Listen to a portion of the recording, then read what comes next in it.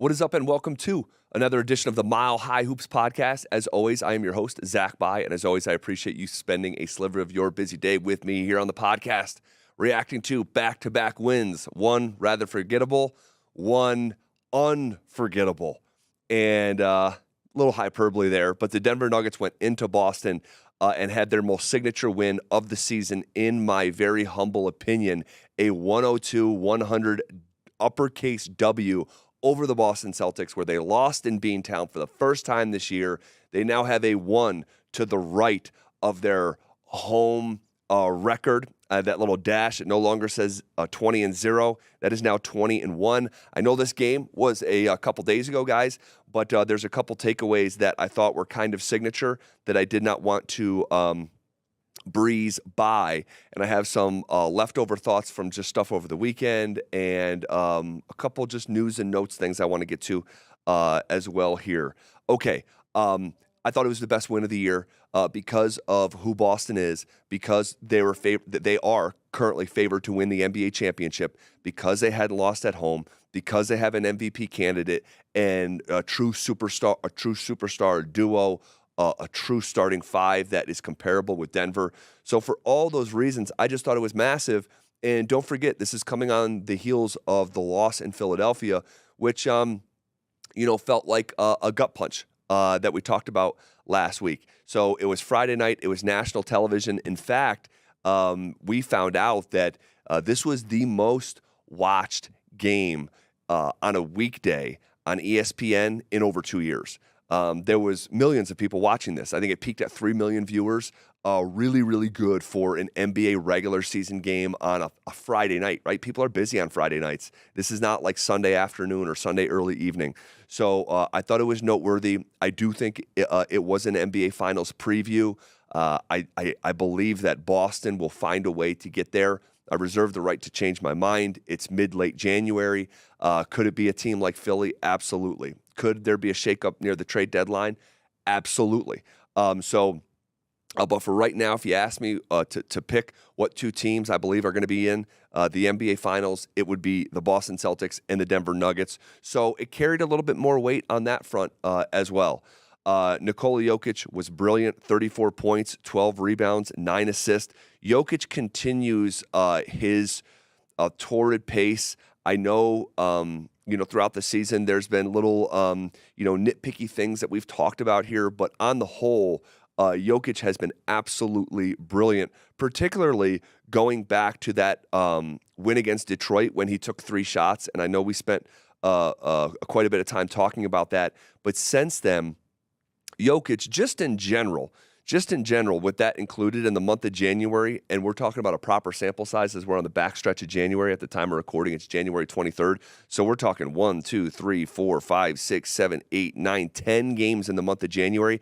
Guys, he's shooting 72%. That's not even his true shooting percentage. That's just the raw numbers of him from the field. It is just insanity.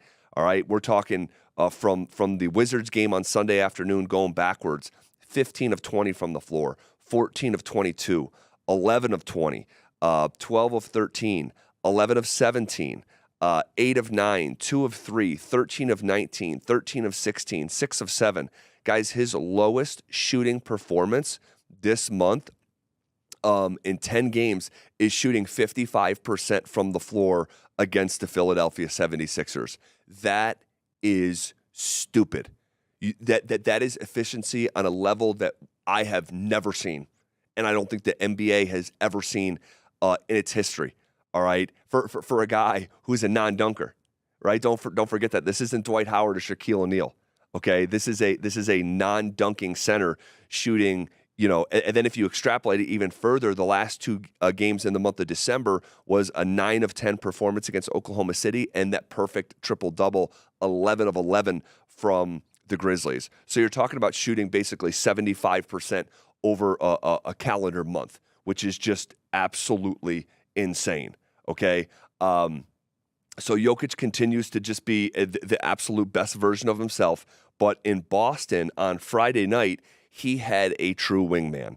Jamal Murray, flirting with his season high, was absolutely brilliant. All right. We talked about last week in the Philadelphia 76ers loss that the Sixers had the best player on the floor that night in Joel Embiid, taking the game over in the fourth quarter and going for whatever he went for, 41, I think.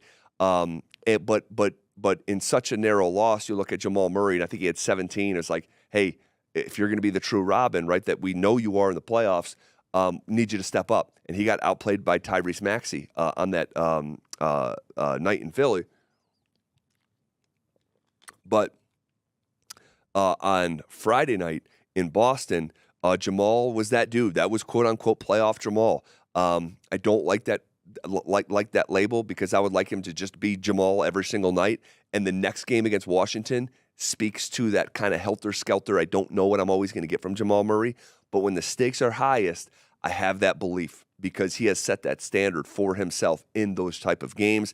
And he goes 15 for 21 for 35 points with 8 rebounds and 5 assists, just 1 turnover. Jamal Murray was fantastic, all right? And they don't win without him, all right? And they also, I'm going to tell you, I don't think they win without Michael Porter Jr., all right, who grabbed 4 offensive rebounds. Think about that, 4 extra possessions in a game that was decided by 2 points, all right? And he ended up going for 13 points and 8 rebounds, and he was a +6, the best of any member of that starting group. Okay, and then, but by the way, Peyton Watson, and I wanted to get to him. Peyton Watson continues to just impress me as a second-year kid. I mean, because he is basically that. His defense, I think, is going to translate to the NBA playoffs. And I was nowhere near saying this a year ago because if you remember at the backstretch of last year, they started to play Peyton Watson more and more. And I remember a member of our staff at that time on the Fan said, hey, the Nuggets unlocked this secret weapon headed in the playoffs, and it's going to catch the playoffs by storm. And I was like, absolutely not. Michael Malone is not playing Peyton Watson. And he didn't, right? But now 1 year later, I'm seeing that who he is defensively. It's just so real. And playing him on some of these upper echelon bigger guards, like a Jason Tatum or a Jaylen Brown, I just think it's massive. And I do, night after night, he is showing us that he is a part of this playing group. I think he's firmly a part of it. And, to a lesser degree than Michael Porter Jr., but you think about developing a young talent like this and what his ceiling could be and how it matches up with the arc of the Nuggets title window, and could he serve as a bit of a wooden prop to keep that window open even longer because of who he is and who I think he can be is really noteworthy. He made a 3 in that game, struggled from 3, but made a 3. His shot making, and I know he really didn't shoot it well, so I don't want to misrepresent it, but his ability to make shots throughout the last really month and a half, and we've talked about it a little bit here on the podcast, it's just I just love it, and you just need to keep watering that plant and just watch him grow. And the water is the playing time and development from the organization, and I trust what he's going to get in those departments from the Denver Nuggets. Christian Brown, however, continues to, I don't want to overreact because I saw him do it at the highest level night after night last year in the playoffs, but gosh, we would like to see more, right? I mean, Christian Brown has been on some nights, like Friday in Boston, hard to watch. Defensively, he's not having the same impact. Offensively, he's on most nights not a 0, but he's not impactful. He's not impactful. Shooting 40% from the field this month, not great. Not great, right? So let's just keep our eye on that. Let's keep our eye on that. He only played against Boston. He played only 5 minutes in a game that Michael Malone really wanted to win, and you can tell just by the playoff intensity, the atmosphere, but also the minutes of the starting players who are all in the high 30s. I think someone was in the 40s, but Christian Brown wasn't a part of things there, and a lot of times, more oftentimes, unfortunately than not, offensively he's been hard to watch and then sometimes cringe worthy. So again, I don't want to overreact. And by the way, before we move on from the Celtics game, I don't want to overreact in general to the game. Like, had the Nuggets lost that game 102-100 instead of winning that game 102-100, I'd be coming in here and saying, let's not overreact to it. So just because the shoe's on the other foot, I don't want to get carried away and get overconfident and overzealous about, 148-minute basketball game. If Jaylen Brown hits his free throws, the Nuggets might lose that game. Right? But I will say, a more out of the trenches of the actual game and more of an overarching thought, I feel confident, and I said this even after the Sixers loss, I feel confident in Denver going up against Boston or Philadelphia. And we gave our thoughts about Philly last week, so we'll just keep it to Boston here, is that when I'm watching these teams in crunch time, the reliability rating for the Nuggets, for me, is just so much higher than it is for Boston. Like, and I've used this analogy before, but we've all used like a rideshare app like Uber or Lyft or whatever.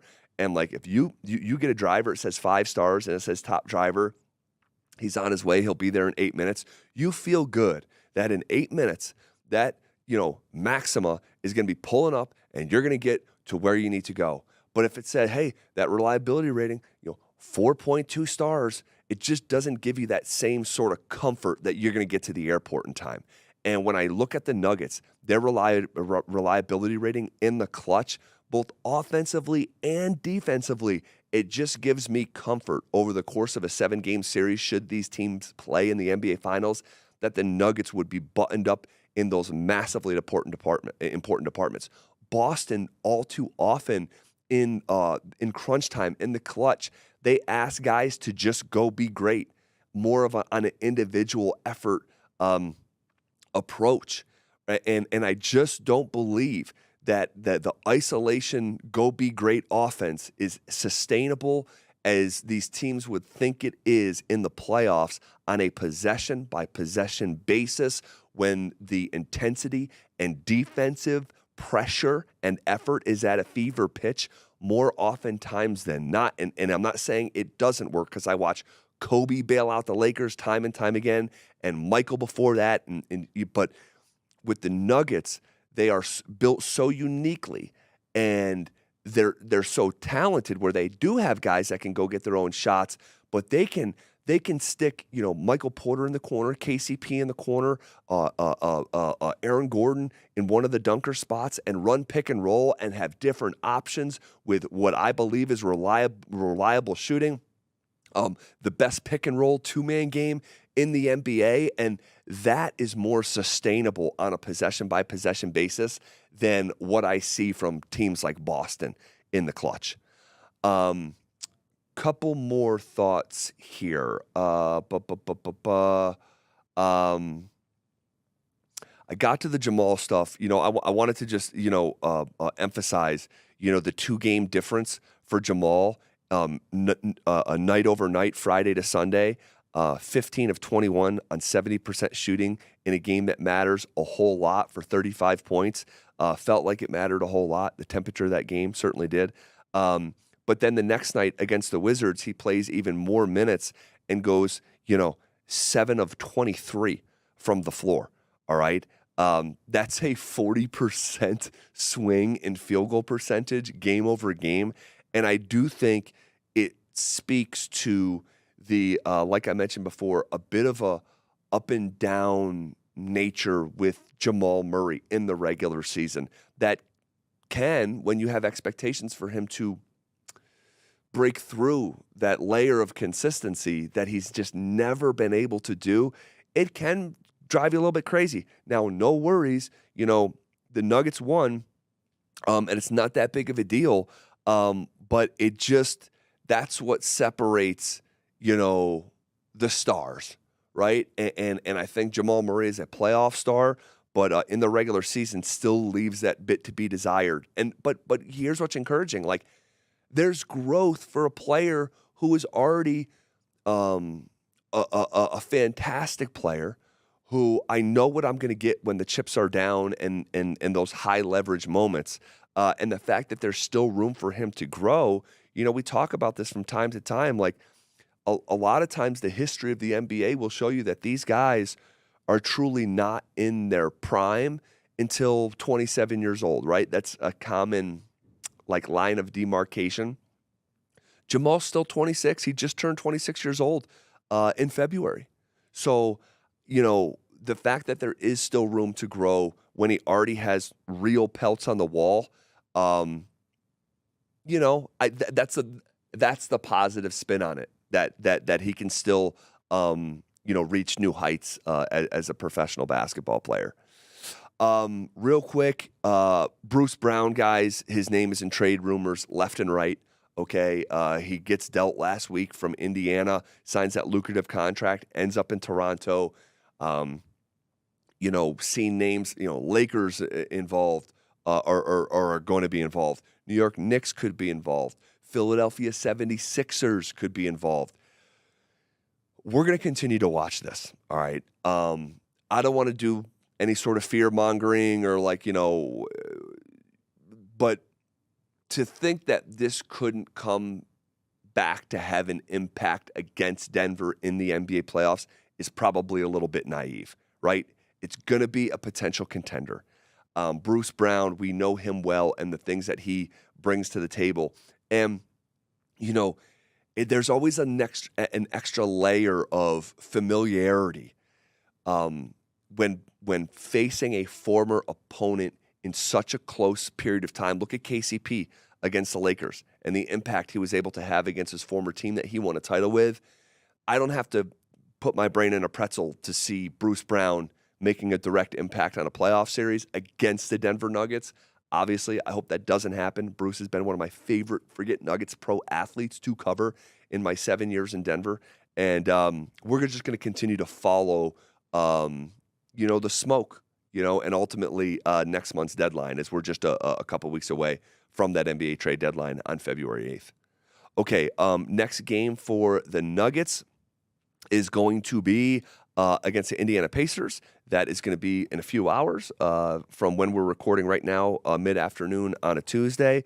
The same Pacers that I just watched in Ball Arena last Sunday without Tyrese Halliburton. They will once again be without Tyrese Halliburton from what I understand.